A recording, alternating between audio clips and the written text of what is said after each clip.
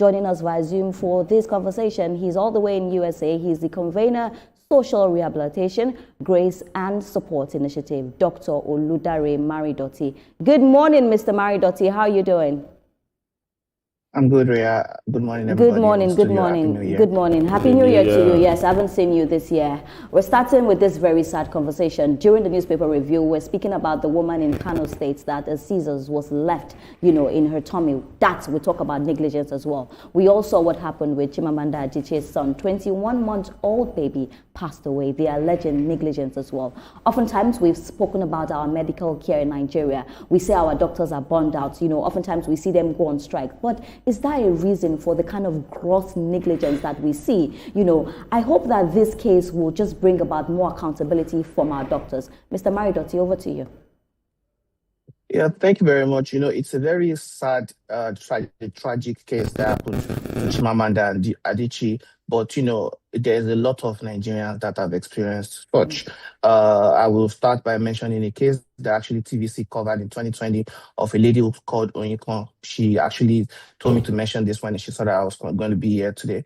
And, she had a C-section during that period. They wanted to give a spinal anesthesia to do where they go through your back. But it didn't work. After repeated attempt, instead of, switching over to general, they injured the spinal cord, which caused, she couldn't feel pain, pressure. And because she could not move, she had a pulmonary embolism. We tried to give an anticoagulant, but the insurance declined the second dose. But maybe because of the first dose, she was able to survive that, emergency. But then due to poor nursing care, also she had a blister on the sole of her feet. Now, eventually, when this woman was discharged, about 65 days after, she discovered that something was left in her stomach, like a pack was left in her uterus, like at surgery that had to be removed. Now think about this kind of situation. This lady went to court. I think according to the reports by TVC, then the hospital offered her 500,000, and I'm sure even you can agree that 500,000 in 2020 is not going to cater for what this woman was going through, because she had to use the walking stick. And guess what this outcome of the case was? It is undecided. The case was handled by Festus Keyamo, the Minister of Transportation's chamber. And so this woman had to leave Nigeria. She's somewhere in the West. So this is something that occurs. But, now it is easy for us to sit here and be this, Monday morning or next day striker. Female should have passed the ball. It's a different thing when you are in the heat of the matter and you are dealing with these cases. So when you look at the case of Chimamanda Adichie right now, in my own opinion, at least from the way I practiced when I did, if I am referring somebody to another hospital, once I make that decision, I stabilize and transfer and refer.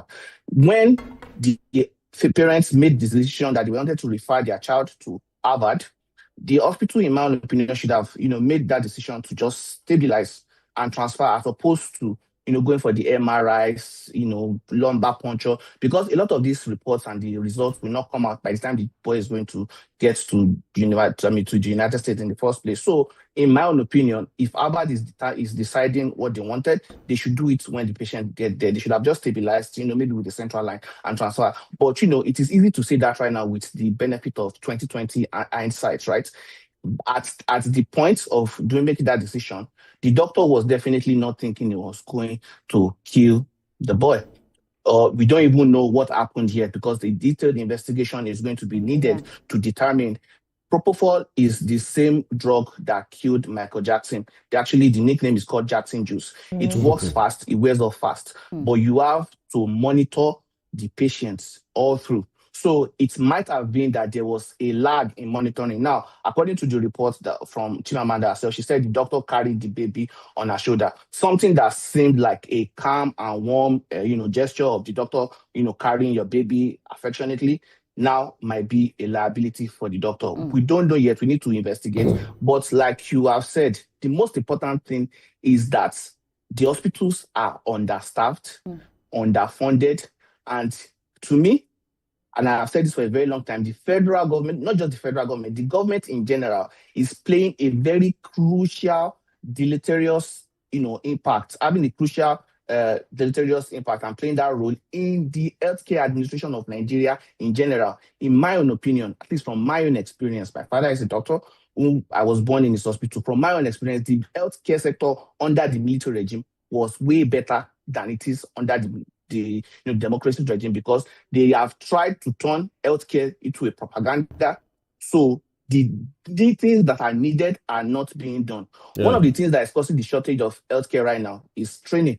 Mm-hmm. And that training they started reducing the number of all healthcare workers, the training of healthcare workers since 2008 when I was in part 3. So by the time I was in part 4, OAU, the university I went to, that used to employ admit about 300 students. They reduced it to 100. Mm-hmm. Some universities have just 6. And this, I was replete with stupidity as a 19-year-old boy at the time. But even me at that time, I was wise enough to know that this is going to cause problem in the future. Mm. If they said they were making half-baked doctors, if the cake is bad, do you blame the cake, or you blame the oven, or you blame the baker? Very serious questions you've asked there. That we need to, those are things we need to address. Yes.